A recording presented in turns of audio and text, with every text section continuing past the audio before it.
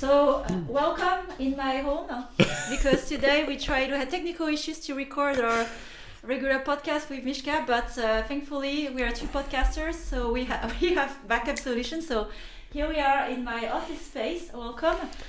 Miska, what do you feel about the setup today? First of all, we didn't have a technical problem. We had Miska problem, which is I forgot the microphone setup. That we normally use. Normally, we've done it once that we used before, and I forgot it. So we went to Sophie's place and built you built the most ghetto setup you can find for a podcast. But it's fine. Nobody's watching, and those couple of hundred people who are, we're sorry.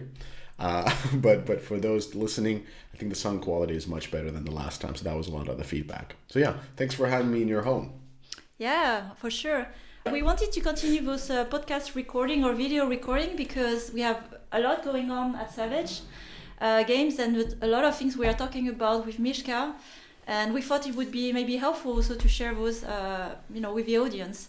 So one topic we wanted to focus on today is managing upwards, which is a whole thing by itself, because we always think as leaders, when we talk about management, that we manage reports, we manage on the side, we manage stakeholders, so we're on top of a hill and we manage people who are reporting to us.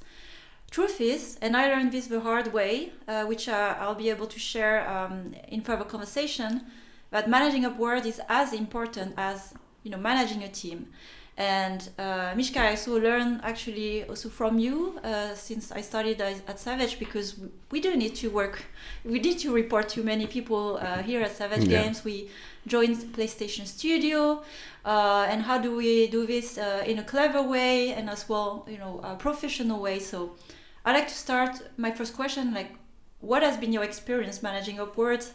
Have you always thought it was important from the beginning, or was it a journey for you to understand that it was a thing by itself? Yeah. So of course I'm going to answer this by not answering your question because I'm going to kind of zoom out a little bit and talk about managing up and what it really means. Because in the sense, what managing up is managing a relationship with a person above you, and I'm standing right next to your book. What is this, book shelter? Yes, bookshelf. Bookshelf, and it's filled with all kinds of books of learnings of stoicism and leadership. And I bet that you don't have a single book that would tell you how to be a great subordinate. And the reason being because there's not that many, and that really is the whole thing of managing up, is building the relationship by being a good subordinate, a good team player for that person. And first time when I was taught about managing up was actually in the army. And there, when we went through the officer school, the one thing that we were told multiple times over and over again is to be a good leader, you got to be a good follower. And this is kind of like the setup. So what was your original question? It's what have I learned during the PlayStation? No, actually you answered it by not trying to answer it. Yeah. So we have a way of communication. Yeah. Because I was asking the origin of how was your first time when you realized that managing upwards was important, and you have answered it where you've learned this military, right, training. Yeah. So how old were you when that happened? 19 okay. when went through the officer school. So did it 1 year in military. It's pretty typical in Finland, and you did a different type of training. So I did actually the officer training, which was a little bit longer. But yeah, there's a lot of leadership training in that, and people who have been in military or have military have people who they know that work in military. It's not like in the movies. You just don't tell people what to do. I mean, there's part of that, but most of it is communication. It's a huge organization with dire consequences. So the communication is a really important part, and managing up is an important element of it. And that's what I learned the first time, but really then you kind of forget. You go to the university and then you just manage your drinking, and that is basically what you do for the next 5 years. But then you go back to the work life, and that's where you start managing up, because seldom you're hired as a manager with nobody above you. You always have somebody above you. So that's where building that relationship with your manager becomes really important. And as we move forward, I just wanted to point one thing is for some reason there's this notion which I find quite selfish, in the sense that people perceive that the manager is always the wrong and they are always the right, and they need to change the manager rather than changing themselves, which is very, very selfish way of thinking. And I think we're going to dive deeper here in how you can succeed in your career no matter who your manager is. Yeah. A few points of reflection here. There are not so many books about how to be a good subordinate. And it's already like a starting point of conversation. And why is that? It's like, it's not cool to be a subordinate. Like, in no one's stories, like, no one wants to feel like a subordinate. The reason why we are maybe thriving to go in position of maybe more influence and power is just to not have to report to anybody. Or that's the false belief. So I think here there's a point of understanding where is the myth or misaligned reality about not having to be a subordinate somewhere. And like you said, you are always a subordinate to someone, that you have always someone to report to at the end of the day. Before we get a bit further in detail, like how do we manage this, I want to challenge here, well, you know the theory in military training, how did that work out for you during your history, professional history, and what were the learnings you get from this knowing how to manage awards well or not so well the hard way, and what were the key learnings, if you have like one or two on top of your there are many things about that I remember where I wasn't that good, and those kind of like haunt me and push me to do better. And in that sense, like being a leader in military so early on gave amazing like first time failures in many things that I've since then focused on fixing. I'm by no means done, and by no means, by the way, we're not doing this podcast because I'm such an amazing upward manager. So this is just theoretical and learnings from what I've read and from what I've experienced as well. So military it gave me a lot of mistakes early on, and I did way more mistakes than anybody else by the time that they get the management position. So that was important. And if I have to take some of the elements that I always remember from there, so of course one is to be a good leader, you have to be a good follower. So that means like you need to support the people above you. And the second one was, I mean, this is nothing new, but lead by example. Like those were really, really important in military. Like you always have to be, I was serving in infantry, and you always have to be the first. Like you command people to move, you move. You want people to do something, you do that thing. And the third thing was time management. So in the officer schools, like it's always like they would ask you, how long does it take? And you would give a time, and they would be with the time with you, and they would watch you fail because you don't know how long things actually take. So it's like teaches you to set example, to manage up, and to manage time, meaning manage expectations. That's already a good structure to what it means concretely to manage upwards, right? So let's get into the detail of like concretely what it means when everybody here somewhere has a boss, right? And most difficult case, because that's easy to maybe talk about managing upwards when you are getting along with your boss and you have like aligned goals, but by nature of how an organization is made, sometimes you will have conflict, you know, of goals where you're pulling one direction and your boss is going in another direction, although high level goals you're going toward the same direction. So let's start from this point where you think with your current goal as a team member, as a manager, where you should be going with your team or as a company, but your boss believes they should be going in another direction to hit the high level goals. And this will affect your work, right? This is like one situation I see. What would you advise, for example, to approach this scenario when you have the misalignment on the how to get there? So I think so. In order to the way I'm really bad at answering questions because I just redefine the questions all the time. Probably bad at managing up because of that. But here there's different types of managers, and it's really important to understand what type of a manager you have. So the way you're describing the manager, like, okay, you have a manager who's kind of like going to a different direction, and that is a problematic, and that puts you in a difficult situation. So I would describe, and then there's actually a book called Managing Up, maybe, or something like that.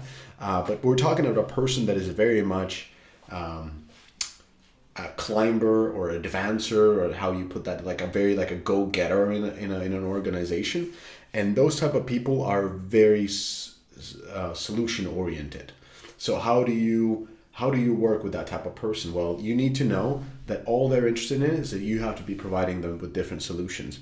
And also, because they are always focusing on advancement, they want to be that type of leader. They also want you to give many solutions so that they can pick one. And then, so now you're talking about, you're having a situation where that person is leading towards a certain way. So, okay, your leader wants to go to a certain place, and you, as a member of that team, needs to figure out multiple ways probably to offer that leader to go there. We can go here, but it would mean, we can go this way, but it would mean this, this, and that. Or we can go that way, and it would mean this, this, and this. And then there's the third way that could actually mean this, this, and that. What do you think we should be going? Because you clearly, like you describe a person who's an advancer, right?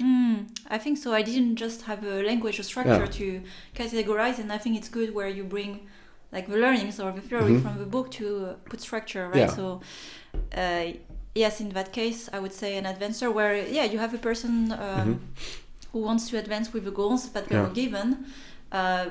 So I give a concrete here example where, you have a studio director and you are a senior product manager, and you are convinced like the way to go is maybe a better way because you have all the information, but the studio director is like, no, this is what we should be chasing, and they're missing information, so they don't see that sometimes. And then you're trying to convince, and it's like, no, this is the way we have to go there, despite the disagreement. So those situations happen quite often when you are the specialist or the expert on the topic. When you're trying to bring, I usually try to understand how my manager thinks and operates. Like that takes me the longest time is to find that way, so that is for me to better support that. So there's the advancers who are very much thinking about their career ahead and the moves they need to make to succeed. We know all those people. They tend to be quite successful. That's why they are leaders in the companies, and that's why they move up the organization ladder.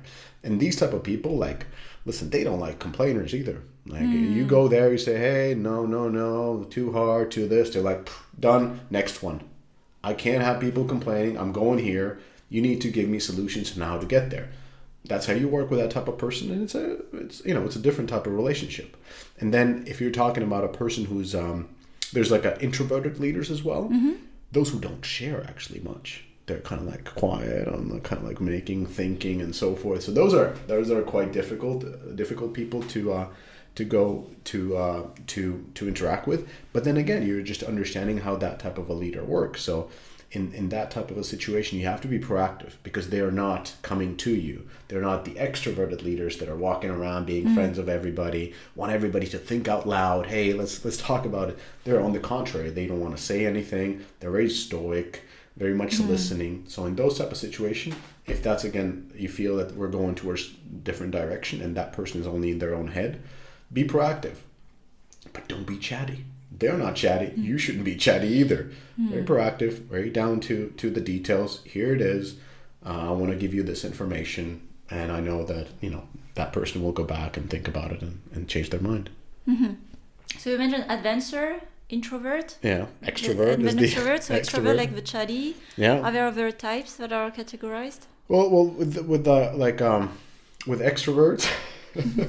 So extroverts, I might be an extrovert leader. So chatty cats like to talk. They like subordinates who listen and nod a lot. They like, well noted. They like people who think out loud, because they think out loud and they feel that that it's better. So if you're the type of person who's reserved or don't want to speak up or is stressed about things being talked about that are not finished, then you have to change your mindset, because that's the way the leader goes. And I believe in that way, and I think that's the most constructive way. Instead of trying to change your manager, try to change your approach. Understand how they like to work and work with them. That's how sports team works as well. Like you don't come in and say like the your coach wants to play this type of playbook. You're like, nah, I don't do that. That's not my playbook. Guess what? You're not on the team then.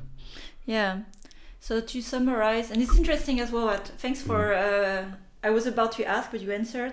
Which type of leader you would be, and I think I'm definitely more an advancer. Yeah. For also the limitation and where I have found difficult for me and for the report to work in certain way, like this complaining attitude or like a bit helpless, which is not bad, but it's maybe not the right angle to have a conversation for what do you care about as a leader. So but do you know that people think that you are not an advancer?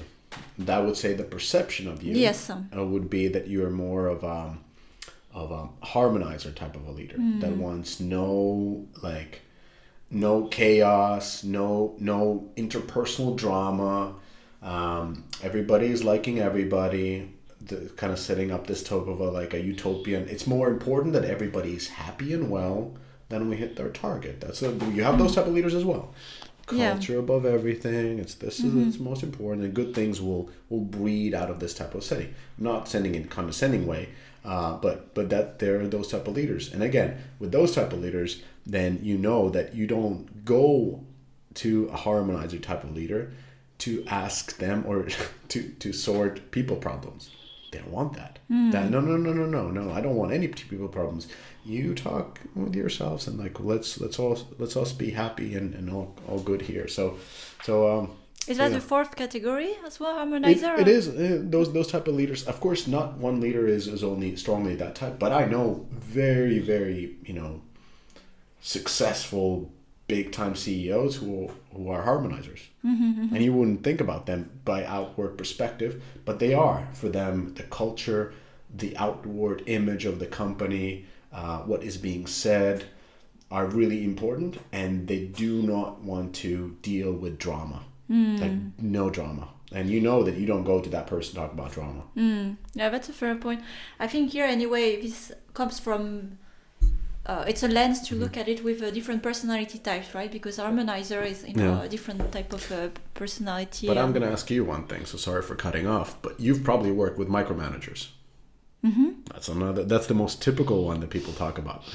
He's a micromanager. So how would you work with a micromanager, boss? I'd have to remember how far ago, because it hasn't happened recently. This is I don't know how I would. So let's approach from this. Why are they micromanagers? Well, I would look at it with trying to have empathy. I think like those conversation when we're having a lot of empathy for our reports or people we work with, we are not applying the same level of empathy for a manager upwards. I think here that's the whole point, right? We try to understand. So I trying to be in the shoes of a micromanager. I would see someone who's really stressed, like high goals, high ambition, stretch goals, and not feeling in control. And it's important for them to feel in control. So being informed about everything that is happening, so to have security that the goals are happening. Yes. It could also reveal that there's a lack of trust either in me as the report or a lack of trust in general in others, which is fear of failure. Yeah. I mean, there, of course, behind control, there's fear of many things, right? Fear of being judged, fear of failure, like around that. Absolutely correct. How would you work with that manager? Those are all correct points. How would you build trust? Well, if it's important to have guarantee that things will go all right, which is never a guarantee, of course, and also with this image to be kept intact, I would focus the first part on informing, so giving all the information, because that gives us control. You are aware about everything. Yeah. Something else I have learned as well through, now that I can remember, dealing with people who are, I don't want to call them micromanager because it's not a choice, but who need control. I could be reassuring. Sometimes actually this is where you can manage upwards, like I'm confident we can reach this goal. I don't know if we will. Yeah. I'm not promising something, Yeah. but I feel confident that I can deliver on this like really ambitious goal. I think we can do it, and then we get the energy you have from you to have this confidence, like everything is going to be all right because I trust this person. Yeah. And they seem to know what they're doing. Yeah, so you're absolutely right with what worries them. And you said the most important part is communication, and that is really how you build trust with a micromanager, because they're afraid of failure, and that's why they have to look at every point what's happening. And if you over communicate, like, this is what I did today, daily reports, all of that, what will happen is you'll build trust really quickly, and that person will not need those type of roles. They know, okay, Sophie's on the ball, like I know exactly what she's doing. I'm constantly on the ball. Like she's informing me with everything. I trust her, and that's really how you build. It's actually one of the easiest way to work with a micromanager. Like that's the easiest boss to work with almost.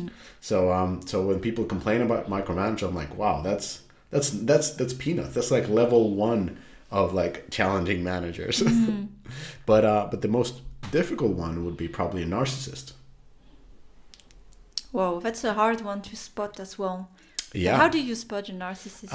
Whether I have worked with one or not, I'm not going to talk about that. But a narcissist is impossible to spot, because the narcissist is the type of manager that when you interview them, you'll be like, I want to work with this person. Amazing. Like, I would give my right hand. I would learn so much from this person. Their experience is so strong, and everything about them is so great. But what you will notice really quickly with the narcissist managers is that they are on a never-ending power trip. And what happens with these type of managers is you have to basically crest their ego all the time. You can't conflict with them directly. You have to be very careful in how do you present these different facts or different things about the organization. And now everybody thinking like, oh my God, I would never work with a narcissist. Do you mean like Steve Jobs? Or I'm not saying he was a narcissist, but I read the book, sounds like it. Elon Musk, maybe, kind of that.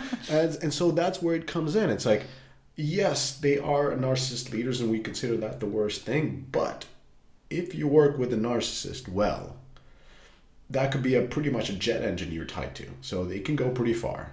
And sadly, these type of people actually move probably the best through the organizations. They're so great at selling what they do, and they're and they can bring quite of a strong team just with their charisma.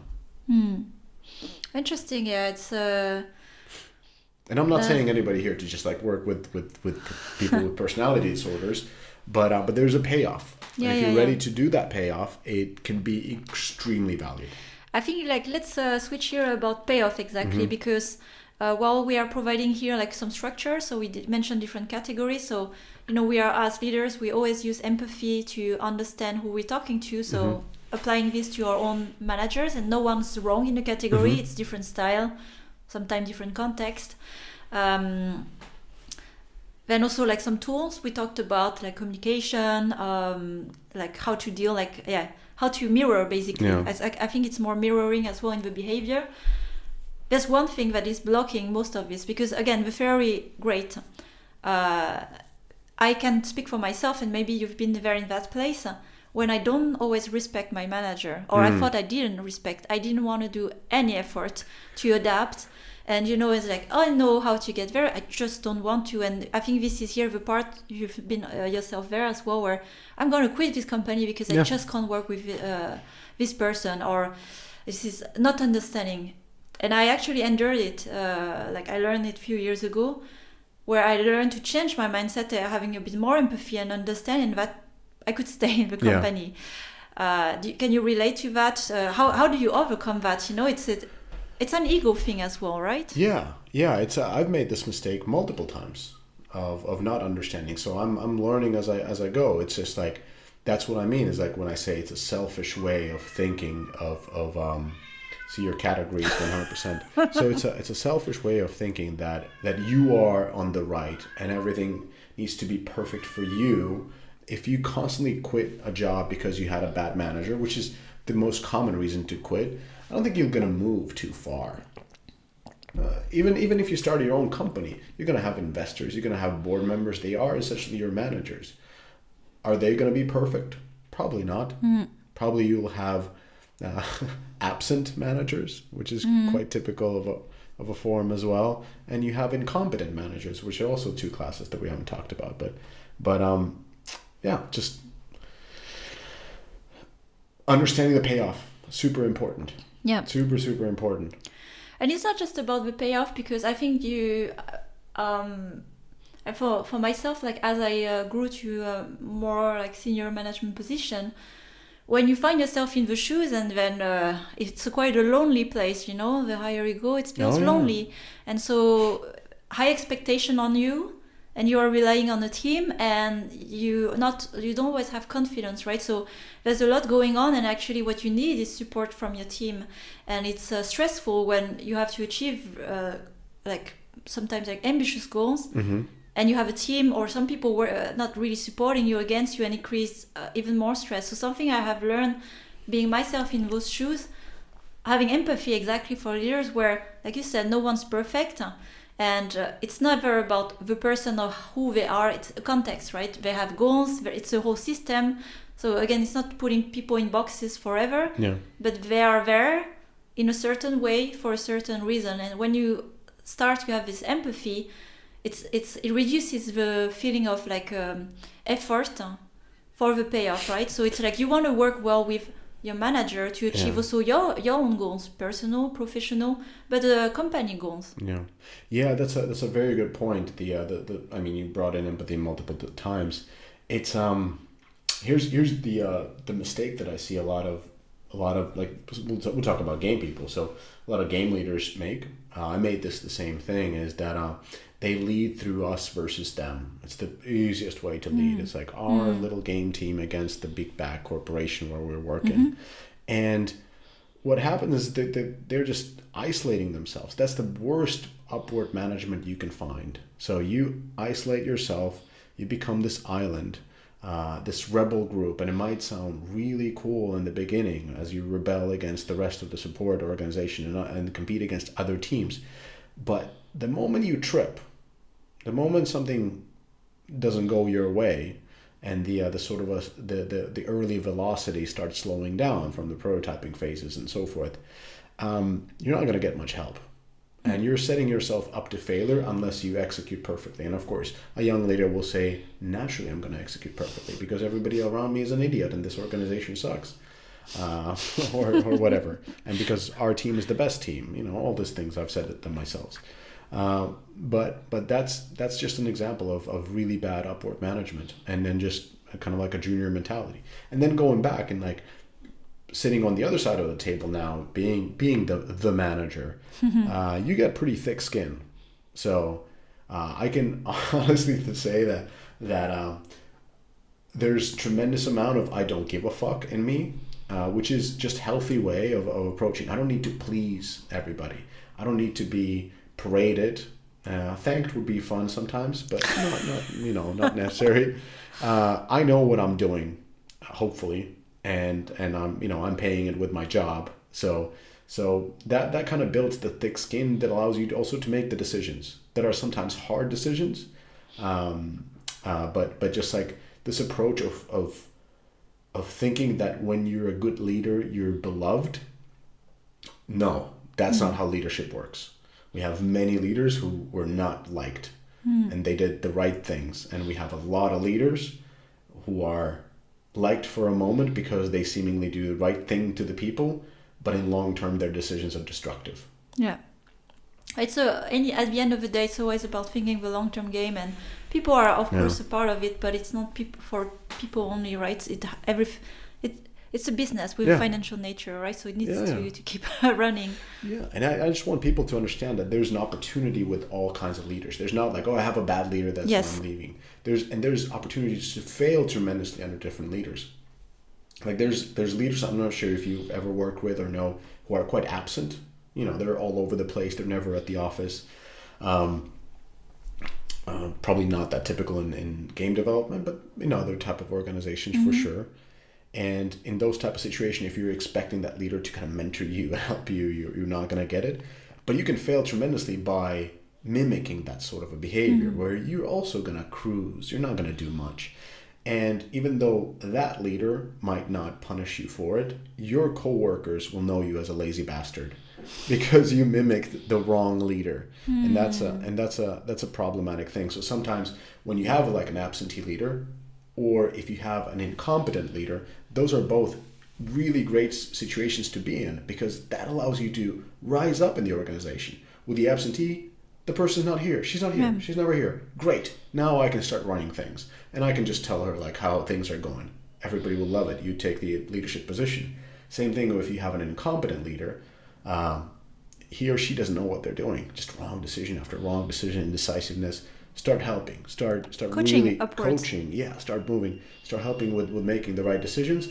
And guess what? You'll be the trusted person, and you'll be like, but why do I want to rise up under incompetent?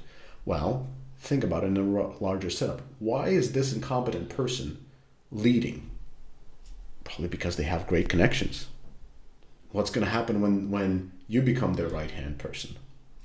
You're going to tap into those same connections. So in a many way, like, I'm not trying to be Machiavellian here of like selling upwards, but we're talking about your career and how you can succeed in different type of positions. They're not always where you come into an organization and it's this magical game company that you always wanted to work, and they sit you on the table and give you all the resources and going to coach you to become the best game maker you've ever been, and everybody will be nice to you and you will ship the best possible games.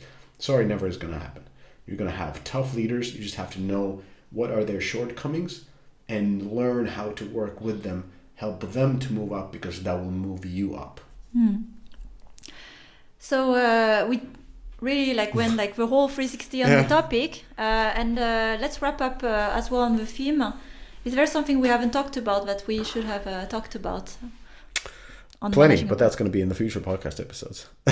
So let me summarize the points as well as a test for myself of how much I took away from your own learning. So I would say main takeaways don't feel stopped or blocked by the boss you're working with right now. It's not something you can change and feeling helpless and leave the company, because it's a wasted opportunity. I would say the main message here. And how to work with it is as you're growing your own skills, leadership skills, to again use empathy, trying to understand who's your audience, try to understand who's the audience of your own boss, right? So what is important for them, in those archetypes that we talked about, 4 types, so introvert, extrovert, I can think of, advancer and narcissist. Yeah. Less desired for the last one, but for others, helping them, because at the end of the day, human to human, we're trying to help each other achieve goals, right? We are here with our own mission. No one is, intentionally evil. Like your Some boss. people are. Yes, but here let's work with. Of course, if somebody really abuses you, you should just walk out. Then you need to quit. Yes. We're not saying you always have to be there. Yeah. There are situations where you need to quit, especially if you're being associated with something that is really, really bad, and you don't want that to tarnish your name. Quit. But those are rare situations. Yeah. So here we're talking about where it's not a perfect match, and it won't always be, because that's kind of how it is. But finding the tools for yourself and the structure to approach it, how to work the best as a collaborator with your manager. Yeah. Yes. And just final note. When I understood the shortcomings of my managers, that's where I had the biggest gains in my career. That's where I was really able to rise up in my position and actually work the way I wanted to, by just understanding my manager. So seize the opportunity of your manager's forthcoming. Don't walk away from it. That's the stupidest thing you could do. All right. Have I missed anything in our learnings? No. I think the rant is over. Your cat wants me out. Thanks for listening. And welcome to my office. Next time will be a different setup. Thanks, Miska. Thank you, Sophie. Sharing.